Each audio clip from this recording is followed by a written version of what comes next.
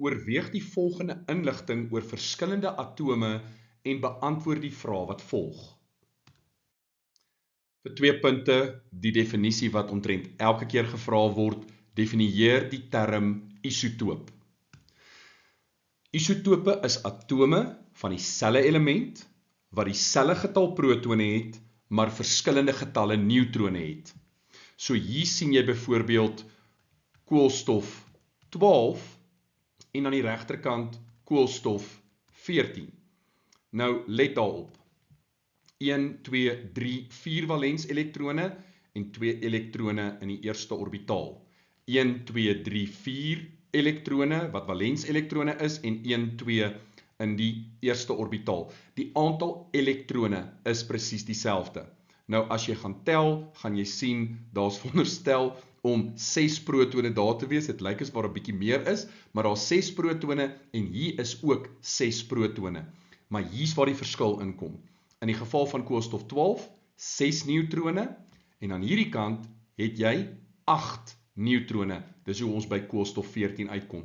So die verskil tussen 2 isotope het 100% net uit te waai met die aantal neutrone. 2 stabiele chloor-isotope kom in die volgende persentasies voor. 75,77% van alle chloor-isotope is chloor 35 en 24,23% van alle chloor-isotope is chloor 37. As jy 75,77 bytel by 24,23, kry jy 100%. Die vraag vir 4 punte. Bereken die relatiewe atoommassa van chloor.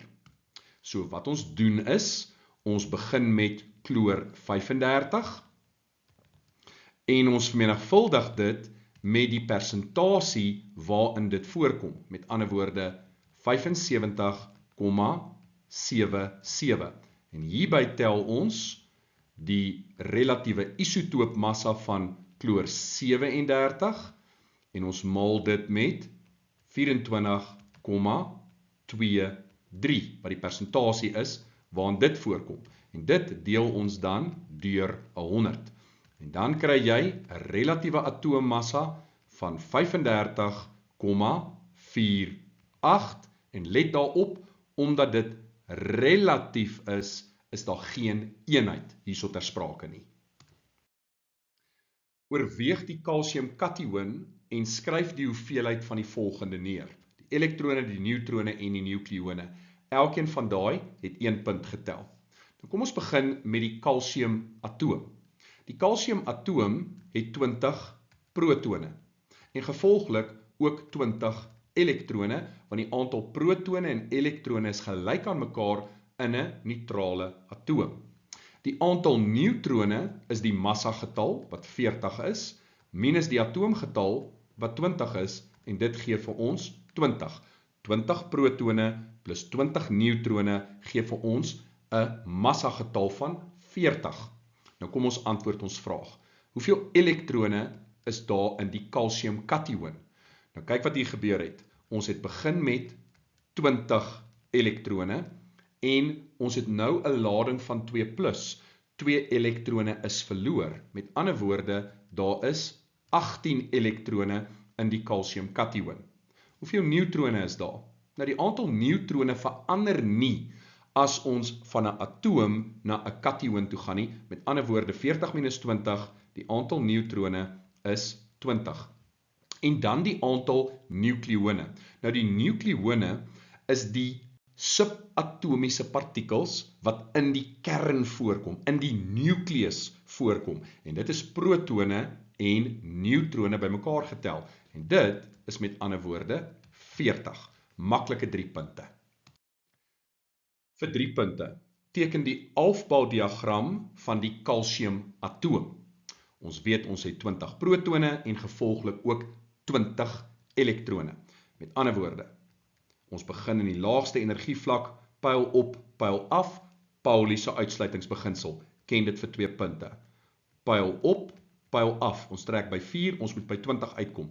Dan 1, 2, 3. Hoendse reël. Eers 1 in elkeen voordat ons 'n tweede een gee. 1, 2, 3. Ons is nou by 10, ons kort nog 10. 11, 12, 13, 14, 15, 16, 17, 18, 19 en 20. Vir 1 punt, hoeveel valens elektrone het kalsium? Wat doen jy? Jy gaan kyk na die hoogste energievlak, dit is 4, en dan tel jy al die elektrone wat in die S en die P orbitale voorkom. In hierdie geval is die antwoord 2. Nou kom ons kyk net gou 'n bietjie verder. Die feit dat ons 2 valens elektrone het, sê vir ons is in groep 2. En dit beteken, hierdie is 'n aardalkali metaal.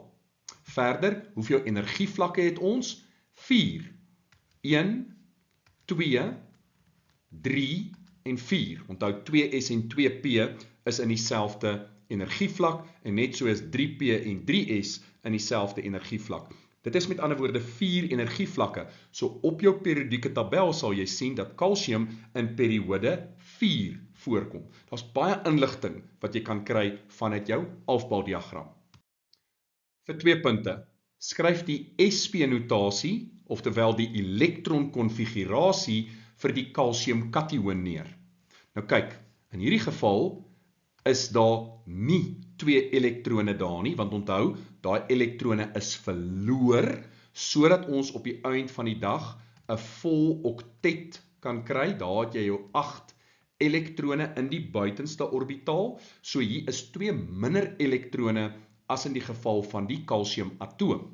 Nou kom ons gaan skryf hom, dit is 1s2, 2s2, 2p6, 3s2 en 3p6. En daar sal jy sien, hierdie is ook dieselfde elektronkonfigurasie as die edelgas argon.